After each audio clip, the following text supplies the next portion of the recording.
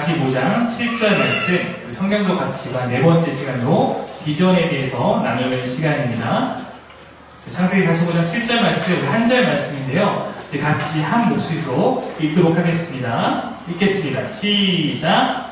하나님이 큰 구원으로 당신들의 생명을 보존하고 당신들의 후손을 세상에 두시려고 나를 당신들보다 먼저 보내셨나니. 아멘. 네, 이제 고개 들어서 저를 보십시오.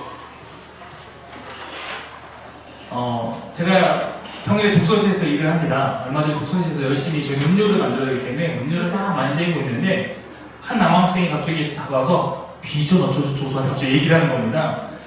그래서 음료 마시는 것 앞에서 갑자기 획기하게 비전에 대해서 묻기 때문에 뭐? 그랬더니 뭐 비전도 어쩌고저쩌고 해요. 그래서 일단 상담실 데려와서 무슨 얘기인지 물어보게 됐습니다. 고등학교 1학년 남자친구였는데 교회를 다니는 친구였습니다. 제가 이제 목사라는 것을 알고 있죠. 그러니 저한테 목사님 제 비전이 뭔지 모르겠어요.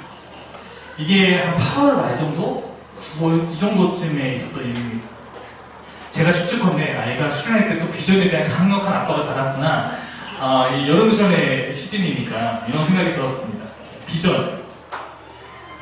비전을 검색해보면 사전 의미는 명사로서 내다보이는 장래의 상황 혹은 이상, 뭐 전망 이런 것을 의미한다고 합니다. 저도 잘 기억이 나지 않지만 제가 아주 어렸을 때는 비전이라는 단어를 별로 사용하지 않은 것 같습니다.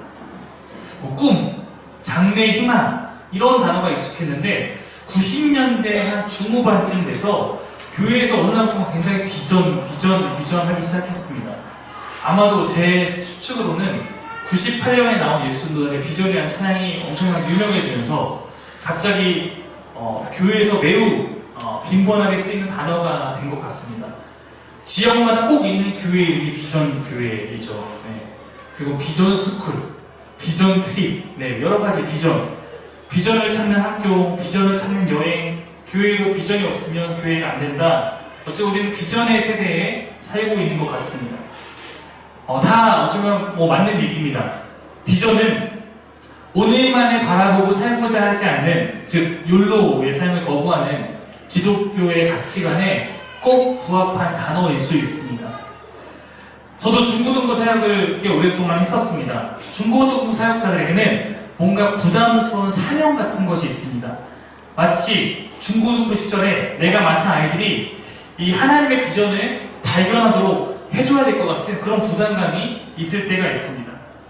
그러므로 수련회 강구 주제가 비전을 품어라, 하나님의 비전을 품은 아이들 이런 것도 하기도 하고, 비전을 찾아주는 여러 가지 은사에 대한 테스트와 그런 프로그램들이 수련회의 주된 메뉴가 되곤 합니다.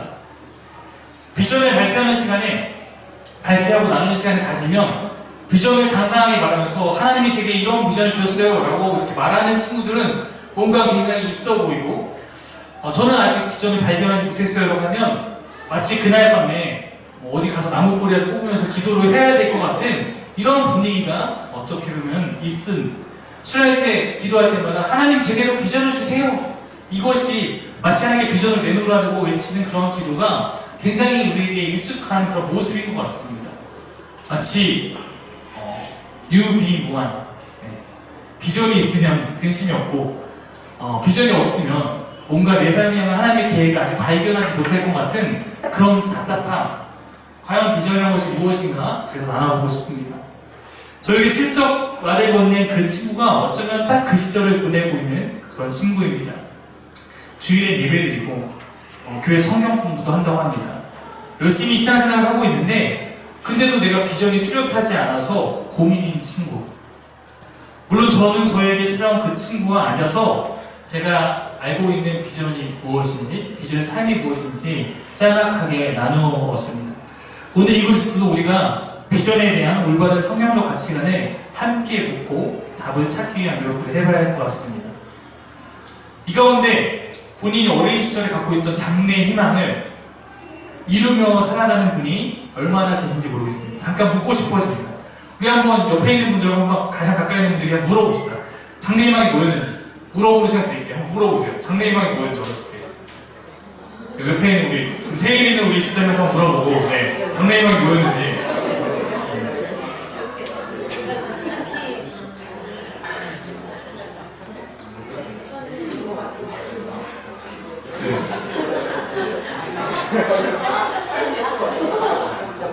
네, 제가 한 몇 분만 한번 물어볼게요. 우리 좀 궁금한,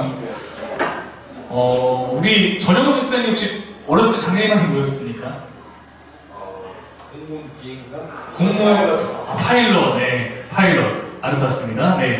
전명자 실장님 혹시 잊어버렸어요. 비전도 잊어버렸어요. 그럴 수도 있죠. 네. 그럴 수도 있죠. 우리 지수는 좀 비전 어린 나이인데, 지수는 유치원 교사가, 그러면 전혀 다른 길을 가고 있습니다. 네. 아마도 자기가 어렸을 때 적었던 장래의 희망을 적은 대로 이룬 사람은 아마 많지 않을 것입니다. 아마 저는 장래의 희망을 적은 대로 이룬 소수 가운데 하나일 겁니다. 근데 저는 솔직히 말해 이것이 의미 없는 것이라고 생각합니다. 장래의 희망을 이룬다는 것이 그렇게 의미 있는 거라고 생각하지 않습니다. 왜냐면 우리가 어린 시절에 적은 그 장래의 희망, 내 삶의 비전, 꿈, 사실 이런 것들은 대부분 주변의 영향을 통해서 혹은 교육을 통해서 나타나는 경우가 많기 때문입니다. 아버지가 군인이면 나도 군인이 될 거야. 아버지 경찰이면 나도 경찰이 될 거야. 저도 아버지 목사면 나도 목사가 될 거야. 아니면은 이거 하면 좋대. 그러면은 우리 맨날 그래서 맨날 적으면 초등학교 때 제일 많이 나오는 거는 대통령 아니면 과학자 이거 아니었습니까? 다 대부분 그게 좋대. 아니면 의사. 네, 이런 것들이 말하지 않습니까? 혹시 내가 비전에 그런 특별히 직업군으로 적었다면 어쩌면 우리는 그때보다 훨씬 더 많은 직업이 발달하고 생겨나고 있는 이런 격변하는 시대 속에서 어쩌면 그렇게 적은 것들은 당연히 현실의 속도감을 따라가지 못한 채 그저 우리가 그 시절에 알고 있는 몇 가지 직업군 가운데 그저 내가 좋아 보이는 것들을 적었을 확률이 많기 때문입니다. 당시 사회가 지향하는 것, 좋다고 말하는 것, 부모님이 네가 이렇게 되라라고 하는 것, 혹은 드라마에서 멋있게 그려진 모습들 이런 걸 보면서 우리가 비전을 하고 꿈이라고 적습니다. 어쩌면 우리가 어린 시절에 생각하는 장래 희망이란 대부분 이런 범주 안에서 형성되는 것 같습니다. 제가 초등학교 6학년 때 이제 저는 앞에 나가서 목회자가 됐어 나가서 기도하십시오라고 해서 기도하고 이게 그래서 저의 비전이 됐는데 그것은 제가 그 시절에 정말 날마다 하나님께 기도하면서 제가 무엇이 될까요 하면서 제가 목회자가 된다고 적은 것이 아니라 교회라는 환경 속에 자라면서 그냥 그 환경에서 목사가 좋은 거래 하니까 아마 그것이 그런 귀한 직업이라고 느끼면서 했던 거라고 저는 생각합니다. 그 당시 교회에서 흔히 이렇게 너 나중에 뭐가 될 거야? 너의 비전을 적어봐. 수련회에서 하면은 그 당시에는 왜 이렇게 교회에 난 커서 나중에 교회를 100개 세울 거야. 이런 비전이 그렇게 완화하는지 모르겠습니다. 난 교회를 100개 세우는 사람이 될 거야. 그 시대는 왜냐면 교회는 곧 건물을 짓는 것이고 건물을 떠올리고 교회를 많이 세우는 것이 하나님을 위해 사는 것처럼 느꼈기 때문에 은혜 받고 비전을 적으면 그렇게 적는 사람이 많았던 것 같습니다. 혹은 또한 내가 교회를 몇 개 세웠습니다 라고 하는 그런 사람들이 와서 간증하고 이런 것이 여기저기서 들리던 때였기 때문에 저는 그 시대의 그런 영향이라고 생각합니다. 이제 와서 보면 아마도 여기 계신 분도 다 느끼겠지만 어린 시절에 우리가 적는 그 꿈, 비전이란 꼭 내가 이것을 이루겠다는 어떤 실질적인 목표라기보다 어쩌면 그 시대에 내가 꿈꿀 수 있는 하나의 낭만적인 것이 아닌가 그렇게 생각해 봅니다. 아까 제가 중고등부 생각해보면 중고등학생이 뭐가 좀 다를까요? 그마저 있던 낭만이 없어지는 경우가 허다하다는 차이 정도가 있습니다. 중고등학생이 되면 이제 모두가 대통령이나 모두가 과학자가 될 수 없다는 걸 깨닫기 시작하죠. 미스 코리아도 아무나 되는 것이 아니라는 것을 슬슬 깨닫기 시작하면서 그런 것이 비전의 리스트에 살살 빠지기 시작합니다. 오히려 더욱 현실의 좁은 틀 안에 갇혀서 헛된 비전을 말하지 않으려고 힘쓰는 정도의 차이가 있는 것 같습니다. 제가 중고등부 친구들을 모아놓고 자기의 비전을 그림으로 그리는 비전 스케치라는 것을 여러 번 진행해봤습니다. 중고등부 친구들이 제가 중고등부 맡았을 때니까 한 10년 전 그때 제일 많이 그리는 것이 뭔지 아십니까? 돈입니다. 부자입니다. 그림의 한 40~50%가 돈을 그려놓고 있습니다. 물질이 왕의 시대 속에 어쩌면 우리가 교회에 있다고 하지만 이미 그것이 최고라고 그들이 인식하고 물들어 버린 것입니다. 아마도 지금도 중고등부 아이들을 불러놓고 너 나중에 뭐가 되고 싶은지 네가 원하는 것을 그려봐 라고 하면 아마도 가장 많이 나오는 것 중에 부자를 상징하는 요즘에 건물주나 안정적인 삶을 보장하는 여러 가지 직업들이 그 안에 그려지거나 적혀진 분들이 많을 것이라고 저는 생각합니다. 우리는 세상에 너무나 많은 영향을 받으며 살아갑니다. 세상의 빛이 되고 세상의 소금이 되어서 우리가 어떤 세상의 어떤 부분을 바꿔가고 변화시키고 붙들고 있는 삶이 아니라 우리가 세상의 일부가 되어서 세상이 좋다, 세상이 이것이 최고야라고 하는 가치관 속에 우리가 빠져서 살아갈 때가 너무나 많습니다.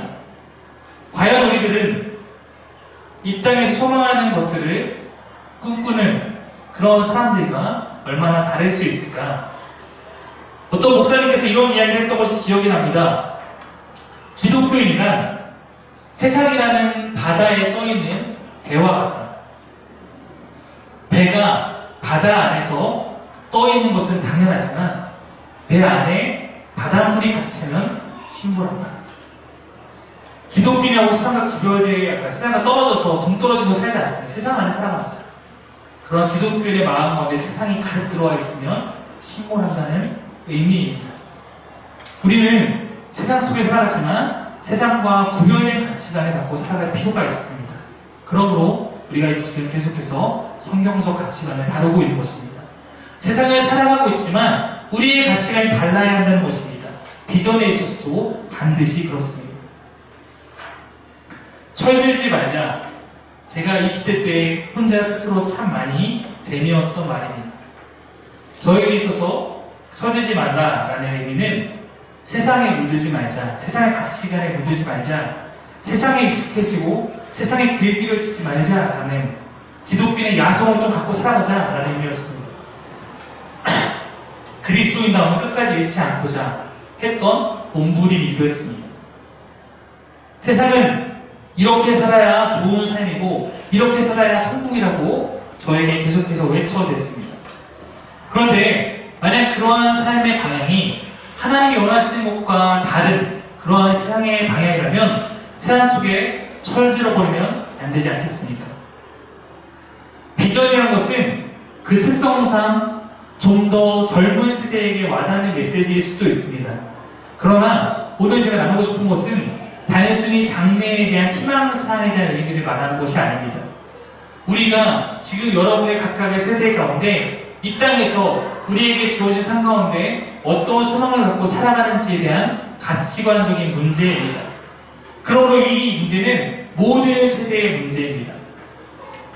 어린아이와 중고등부 학생들과 아니라 청년들의 메시지이며 이미 어떠한 직업 가운데 살아가고 있는 이곳에 있는 우리 장년들에게도 여전히 끝나지 않은 내 삶의 방향성에 대한 이야기입니다. 비전의 문제에 있어서 많은 기독교인들의 가장 큰 고민은 확신의 문제일 겁니다. 내가 어떤 것을 내 방향으로 삼았는데 과연 이것이 진짜 하나님 나에게 원하시는 것이 맞을까?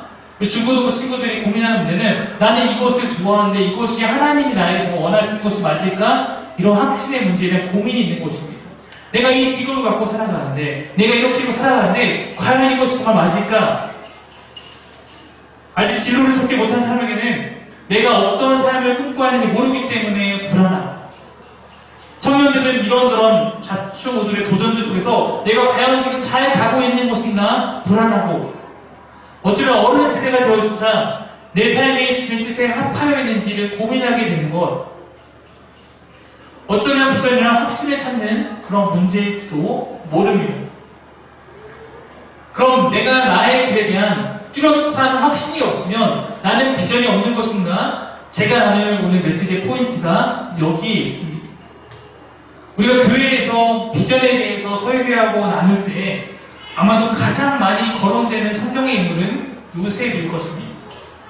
오죽하면 요셉의 별명이 꿈의 사람, 비전의 사람 이렇지 않습니까? 우리가 오늘 그래서 한번 요셉의 삶을 살펴보려고 합니다. 아시다시피 우리 요셉이라는 인물은 아빠가 누구죠?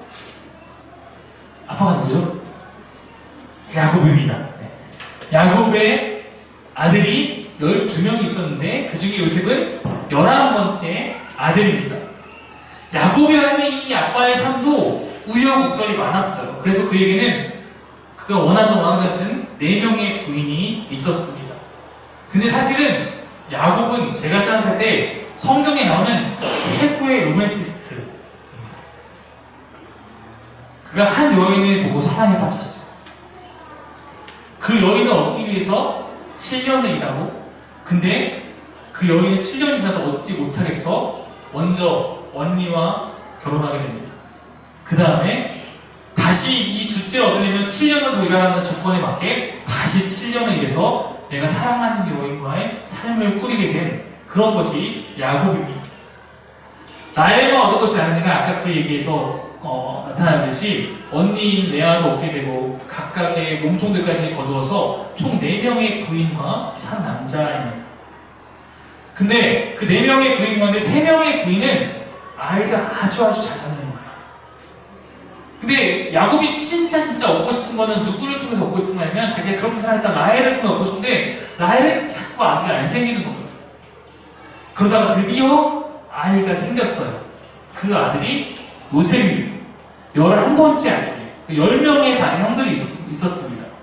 그러니까 야곱에게는 이 아들이 누구보다 너무 사랑스러웠던 거예요. 그러다 보니까 야곱의 편애가 들어요.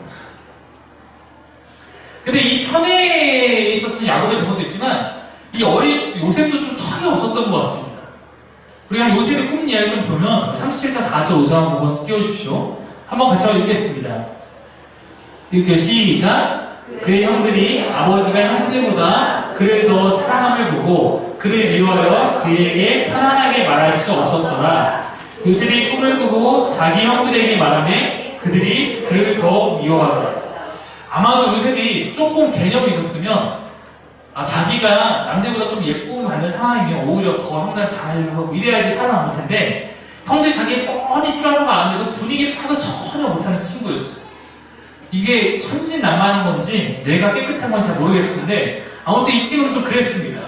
당시 요셉이 꿨던 꿈이 2가지였는데 하나는 요셉이 형들과 함께 밭에서 곡식단을 묶고 있는 꿈이었어요. 근데 요셉이 묶었던 단이 갑자기 벌떡 일어나니까 형들이 묶었던 나머지 10개 단이 다 요셉의 단에게 절을 하는 꿈입니다.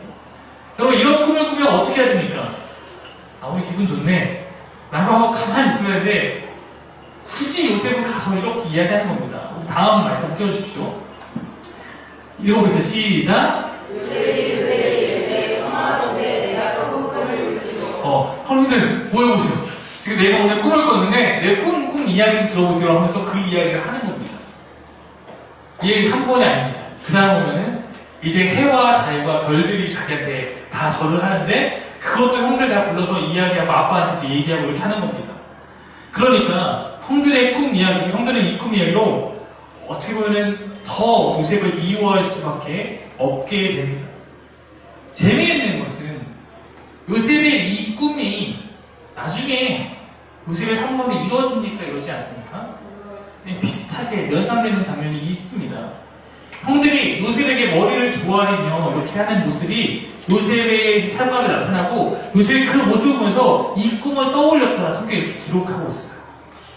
아시다시피 요셉이 나중에 애굽의 총리가 됩니다. 당시 애굽이 최강대국이었어요.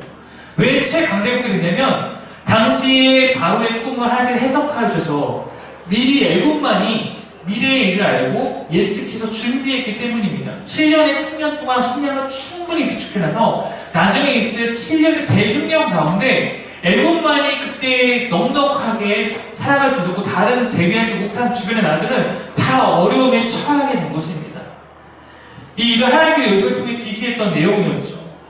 그러니까 가나안에 살고 있는 이 형제들, 야곱의 그 가족도 너무나 식량만에 허덕이니까 야 저쪽에 애굽에 가면 식량이 많이 있대 가서 구해 오자라고 하면서 애굽으로 오게 되고 거기서 총리로 되어 있는 요셉을 만났던 거예요. 근데 형들이 알아보지 못하죠. 그러니까 요셉 총리에게 머리를 조아리며 요셉에게 은총을 구하는 그런 모습이 성경에 나타납니다. 요셉은 어쩌면 어린 시절의 꿈이 이렇게 이루어지는 것을 목격하게 됩니다.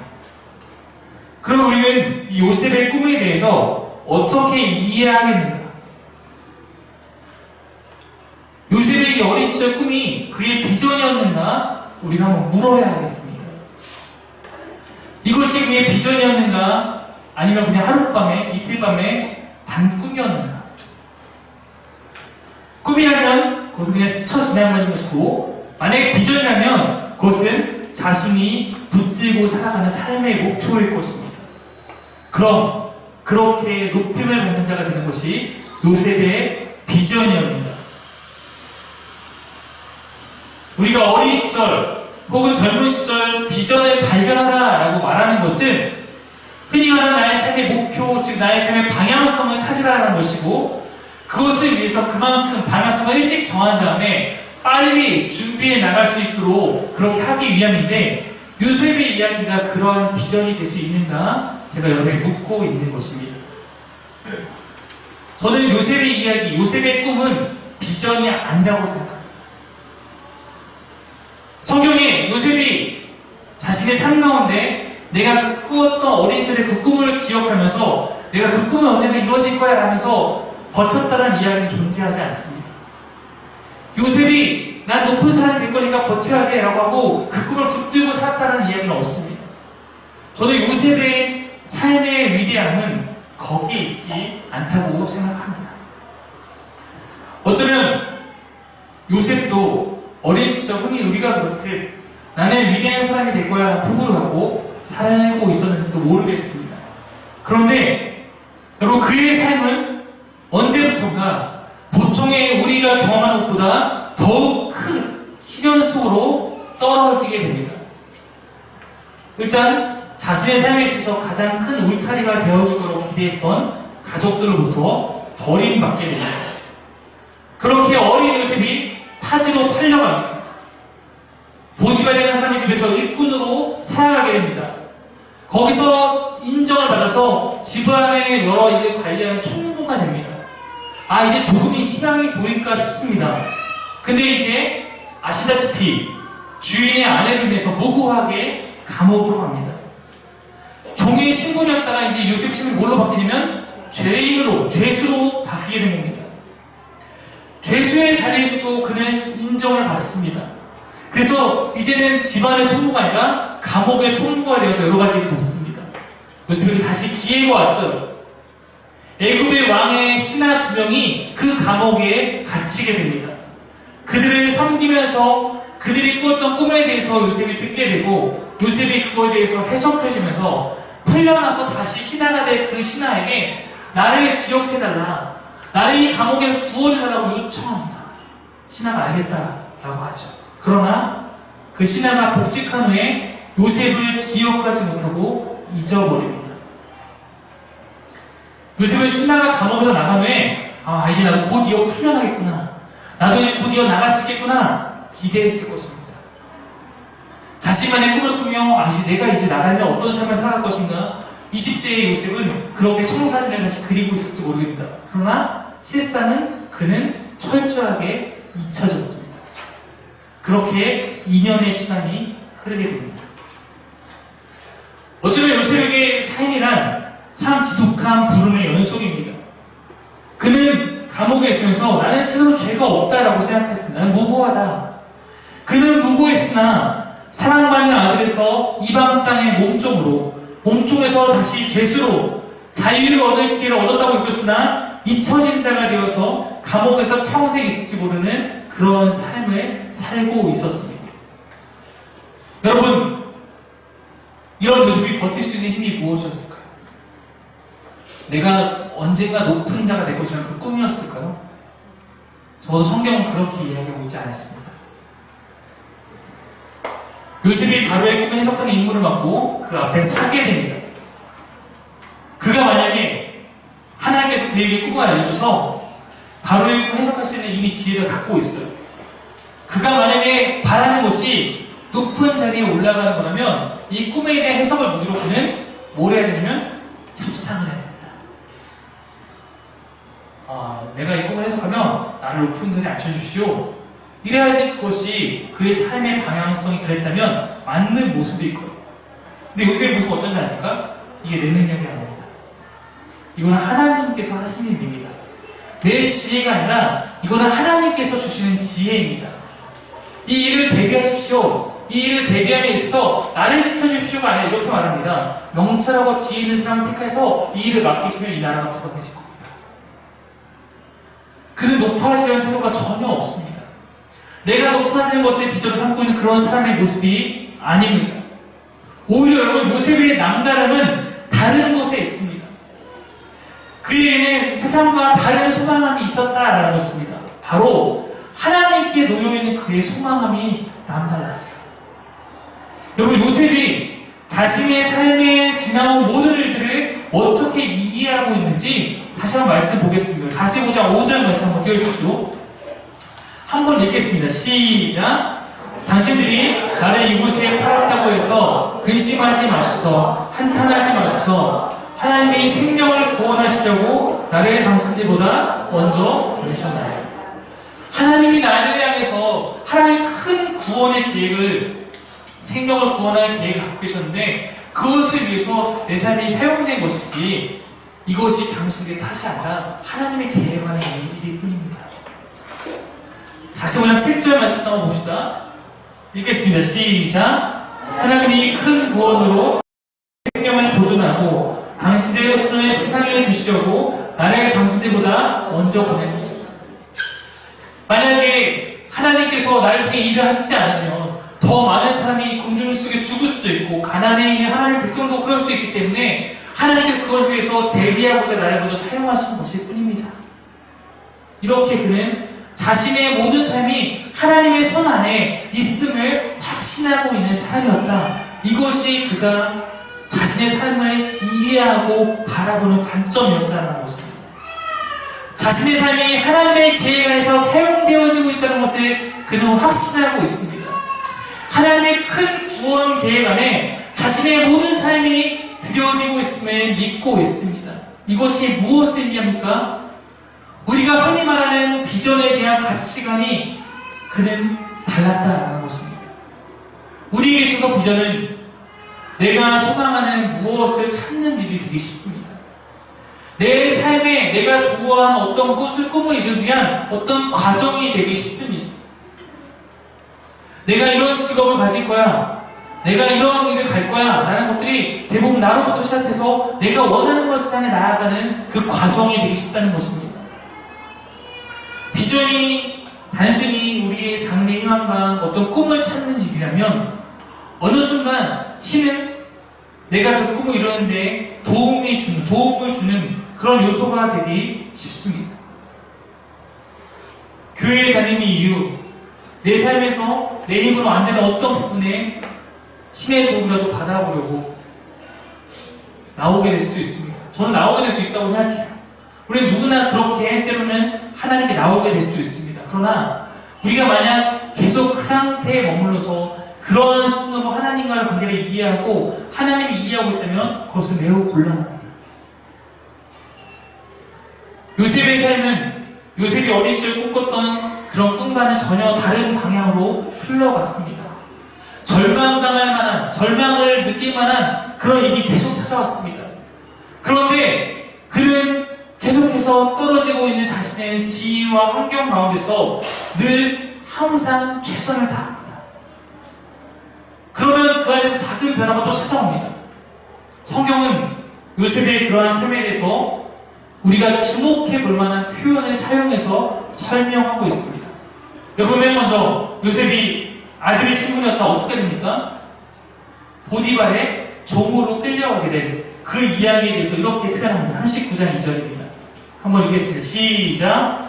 여호와께서 요셉과 함께 하심으로 그가 평안한 자가 되어 우리의 주인 외국 사람이 되었으니. 아들의 신분이었다가 종이 된 그때에도 여호와께서 요셉과 함께하고 계셨다.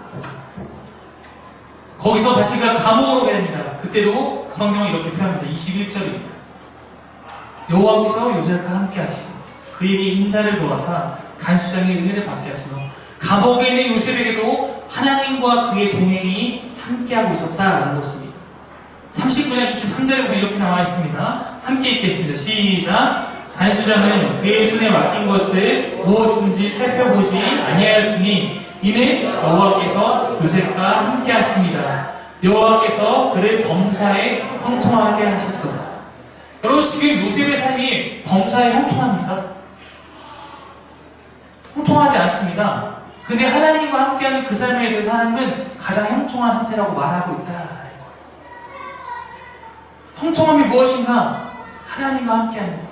어떤 상황에 놓여있는 것이냐? 그가 하나님과 함께하고 있는 것이 가장 큰 형통함이었다. 성경은 말하고 있다는 것이에요. 요셉이 어느 상황에 있든지 어떠한 시련을 만나든지 자신의 삶이 하나님 안에 있음을 믿고 그 안에서 그는 항상 하나님 앞에서 자신이 주어진 상황 안에 최선의 삶을 드립니다.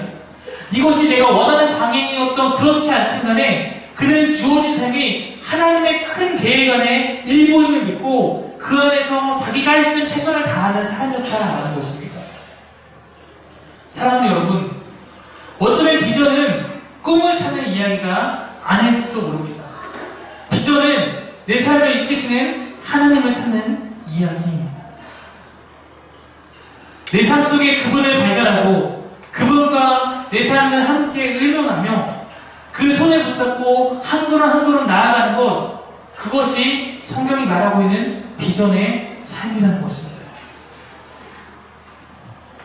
우리는 자주 어떤 방향이 정확하게 딱 정해져서 내가 그 길로 직진해서 가길 원하고, 내가 혹시 일찍 정한 나의 진로 가운데, 내가 정한 어떤 방향성 가운데 그 안에 일이 술술 풀리고 어떠한 성과가 나타날 때, 난 정확한 비전을 찾아서 일찍 잘 왔구나 라고 생각합니다.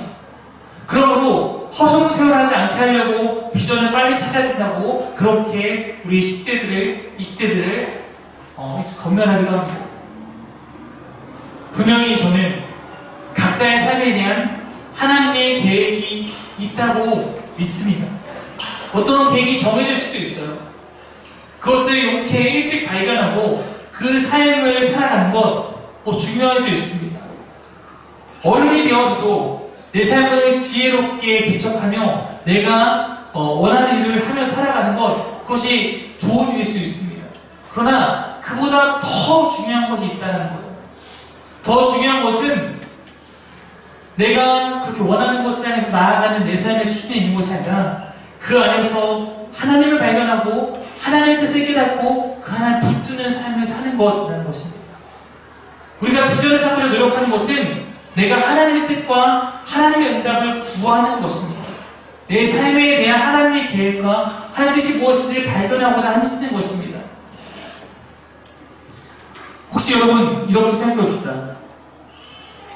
혹시 하나님이 나에게 내 삶에 애초에 우리 유진이라는 친구에게 이런 A라는 길로서 나아오기 원하는 꿈을 갖고 계셨어요.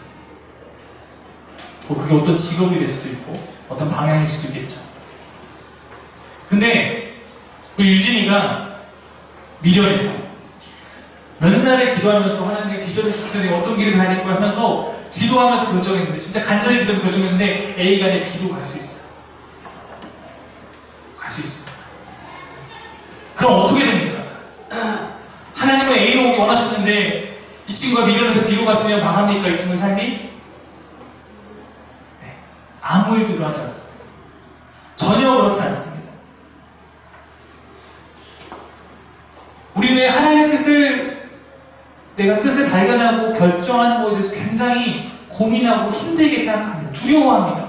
혹시 내가 하나님의 뜻이 이건데 내가 다른 길로 가면 어떡하지라고 고민을 합니다.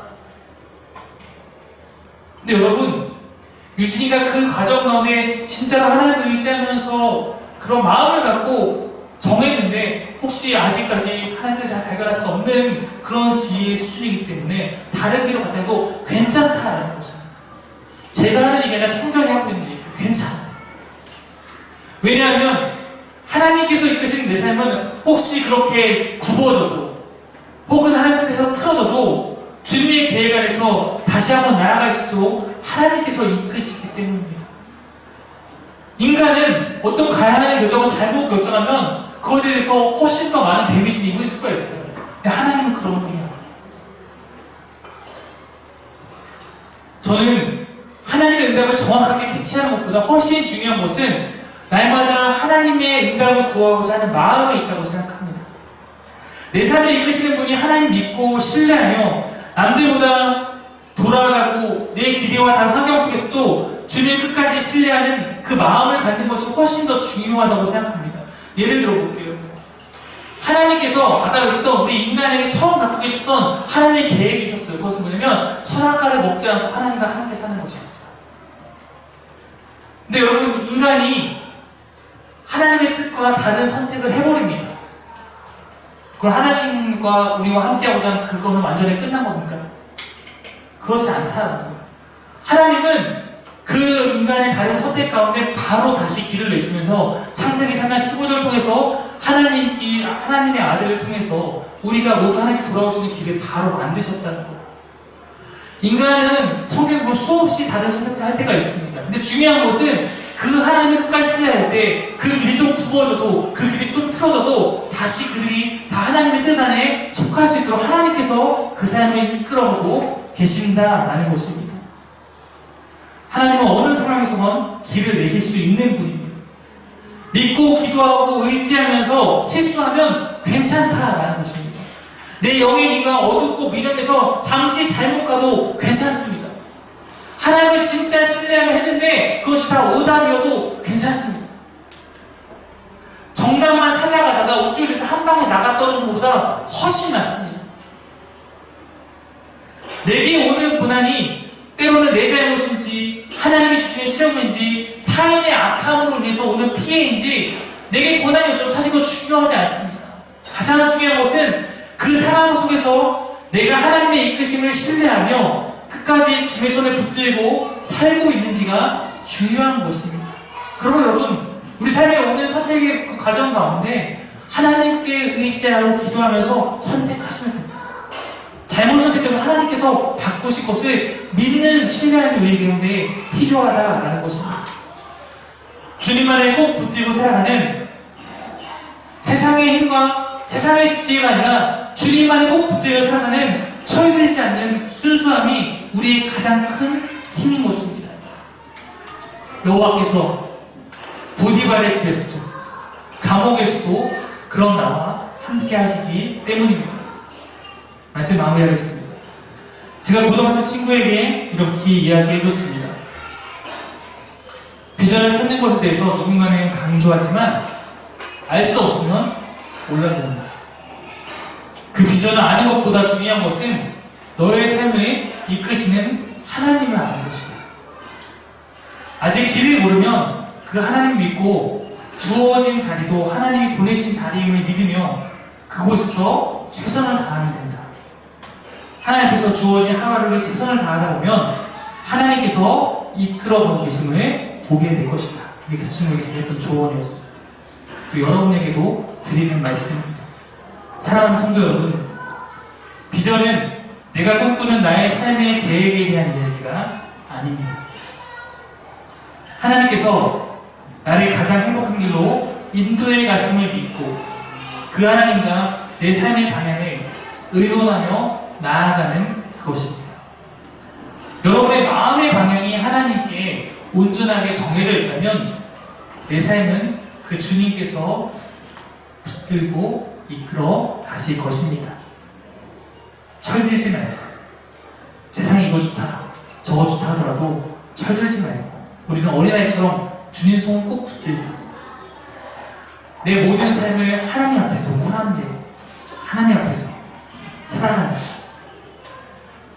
그 삶의 끝에서 내가 지나온 세월을 돌아봤을 때 주님이 이끄신 흔적들이 가득하게 될 것을 믿습니다. 비전은 그 하나님에 대한 나의 믿음입니다. 우리 함께 같이 찬양하면서 기도하며 나아갔으면 좋겠습니다. 우리 아까 했던 우리 나의 가는 길이라는 찬양 같이 할 건데요.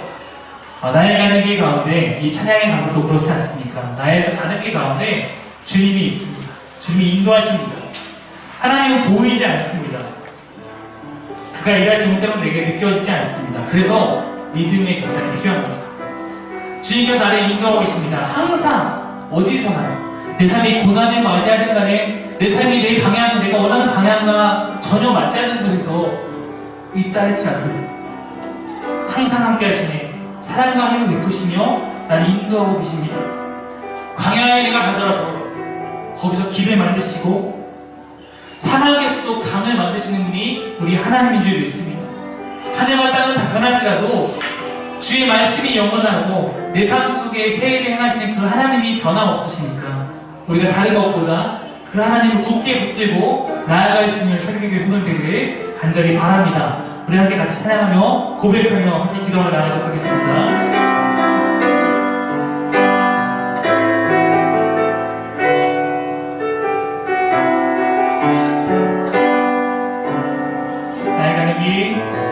나의 가는 길 주님 인도하시네.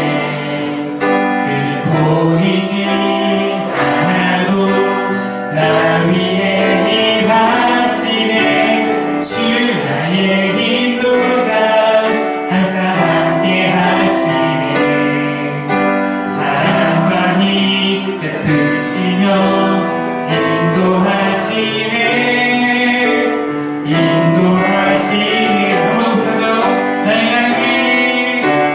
나의 가는 길 주님 인도하시니. 그는 보이지 않아도 나 여러분을 다 이끌고 싶어 있습니다. 주 나의 인도자 항상 함께 하시니. 사랑과 힘 베푸시며 인도하시네.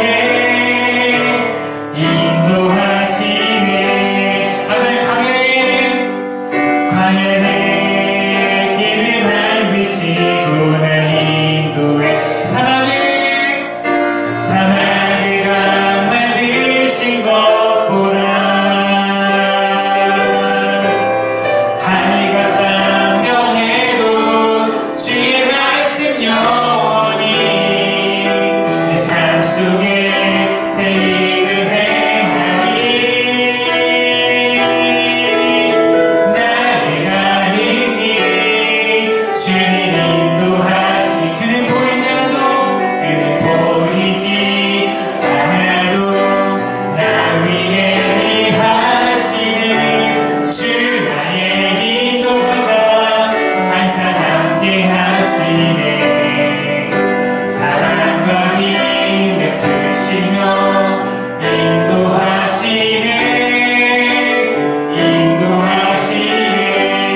우리 다시 기도하려고 합니다. 여러분, 제가 여러분을 정말 사랑하지만 제가 여러분을 할 수 없는 게 있어요. 제가 여러분 이것이 정말 원하시는 것입니다 알려줄 수 있지만 그 알려준 대로 살아가는 것은 여러분의 결단입니다. 여러분 이 시간 그 하나님께 내 삶을 여러분이 맡기고 의지하고 내가 하나님 함께 삶을 살겠음을 결단하는 것은, 내 마음을 비우는 것은 이 세상 어느 누구도 대신해 줄 수 없는 일입니다. 여러분이 스스로 하시는 거예요.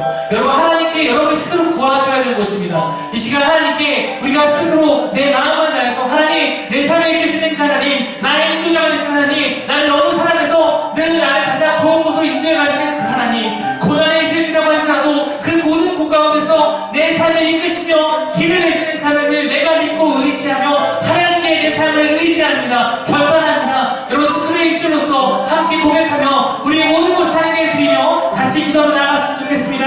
함께 이 시간 주여 부르고 같이 기도하며